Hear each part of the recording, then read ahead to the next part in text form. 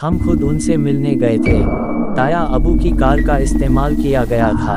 कैसर खान चला रहा था।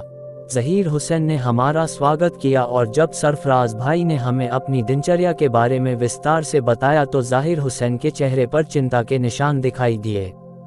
इन चीज़ों की संभावनाएं बहुत अधिक हैं। अल्लाह आपकी रक्षा करें। अपनी सुरक्षा के लिए अन्य व्यवस्था करें। क्या नादिर खान ने आपको इस संबंध में कुछ नहीं बताया? नहीं, लेकिन ऐसा लगता है कि नादिर खान हमारे केस में काफ़ी दिलचस्पी ले रहे हैं और कुछ चीज़ें उनकी जानकारी में आई हैं। इतनी दूर तक पहुंचना आसान बात है और समय रहते मदद करना व्यर्थ नहीं है। लेकिन नादिर खान कुछ भी बताने को तैयार नहीं हैं। यदि आप इसके बारे में सोचते हैं तो ये ठीक है। उनके पास खुद की नौकरी का मामला भी है। हमें नादिर खान से चुपके से मिलना चाहिए। मैं उनके घर का पता जानता हूँ। आप उससे घर पर मिलें। उस समय वह आपसे घर पर मिलेंगे जैसे वह घर पर लंच करते हैं। ज़हीर हुसैन से पता करने के बाद हम नादिर खान के घर पहुँचे। एक बड़ा सुंदर मकान बना था। नादिर खान ने हमें घर पर पाया और हमें देखकर चौंक गए। अरे, तुम लोग यहाँ कैसे आए? सर, अगर आप चाहें तो मुझे एक कप चाय पिला दें, नहीं तो नमस्ते कहकर वापस चले जाएं। आप कैसे बात कर रही हो?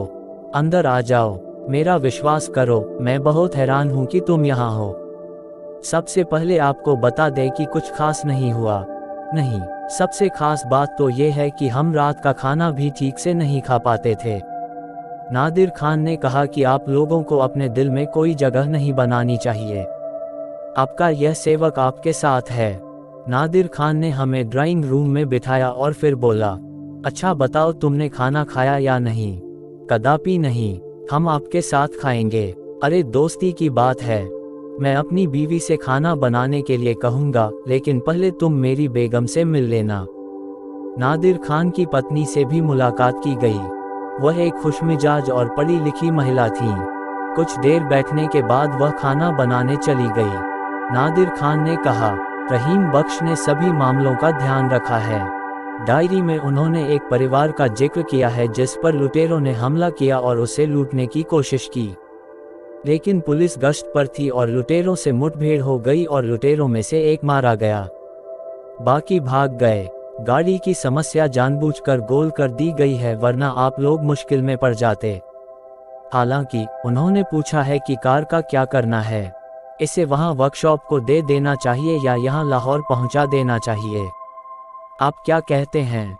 मुझे लगता है कि नादिर साहब की कार को वहां एक वर्कशॉप को दे देना चाहिए और जब वह तैयार हो जाए तो उसे बेच देना चाहिए। अगर रहीम बख्श ये काम कर सकते हैं तो करने दीजिए। उन्हें बताएं कि वे दयालु होंगे।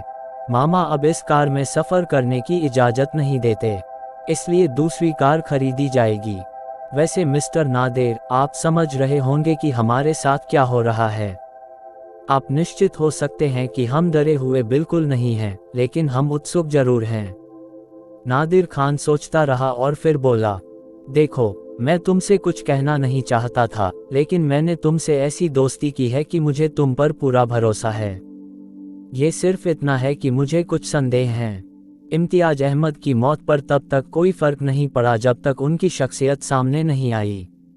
एक महान शख्सियत की ऐसी मौत को नज़रअंदाज नहीं किया जा सकता और फिर उस वक्त ताहिरा खानम का मेरे प्रति जो रवैया था उसे मैं सहन नहीं कर पाई। मैं उन्हें इस जांच के शीर्ष पर रख रहा हूँ। मुझे बताया गया कि वह सांगला हिल पर आपके आगमन के बारे में किसी को बता रही थी और उसने निर्देश दिया था कि आपको देखा जाए। आपको यह सब कैसे पता चला? चलो इसे भगवान के लिए उचित मानते हैं। अच्छा, जब मैंने आपको अभी तक बताया है तो मैं आपको ये भी बता दूं कि मैंने उनके एक नौकर को अपने साथ ले लिया है। वह मुझे उनके बारे में पूरी जानकारी दे रहे हैं। उनका कहना है कि ताहिरा से मिलने बड़े बड़े लोग आते हैं। ताहिरा खानम उन्हें ताबीज देती हैं और वे कमाल करते हैं। लेकिन सर, आपको बता दें कि ये काम तावीज नहीं बल्कि ताहिरा खानम के रिश्ते करते हैं और उन्हें इन कामों का मेहनताना भी बहुत अच्छा मिलता है। जैसे कि आपके आदमी ने आपको सूचित किया था कि ताहिरा खानम ने हमें नुकसान पहुंचाने के लिए किसी को निर्देश दिया था। मैं नुकसान की बात नहीं कर रहा हूं, बस शब्द गोल थे। वे आपके शेखुपुरा आगमन के बारे में भी जानते थे और जब आप वहां से चले गए तो उन्होंने किसी को सूचित किया कि आप अपनी भूमि देखने आ रहे हैं। आपका स्वागत है। हमारा सही मायने में स्वागत किया गया। मैं मुस्कुराया और कहा, अच्छा, तुम एक काम करो, यानी आप जहीर हुसैन साहब से सलाह करके अपनी ज़मीनों के रखवालों को अपने पास बुला लीजिए। उनसे हिसाब किताब आदि पूछो और आप इस काम के लिए और उन्हें सिर्फ 3 दिन का समय देते हैं। किसी भी कीमत पर इन लोगों को यहाँ पहुँचना चाहिए। मैं और सरफराज भाई नादिर खान की इन बातों को बड़े गौर से सुन रहे थे। नादिर खान ने फिर कहा, मैं आपको बाद में बताऊंगा कि आगे क्या होगा। ठीक ठीक। लौटते समय सरफराज भाई फिर से बहुत उत्साहित थे। भगवान की कसम, अगर ताई मेरे पिता की मौत के लिए जिम्मेदार निकली तो मैं उसे ऐसी जगह ले जाऊंगा जहां पानी नहीं है और उसे मार दूंगा। उन्होंने बहुत देर तक बात की। फिर हम जहीर हुसैन के पास आए और मैंने उनसे अपनी इच्छा जाहिर की।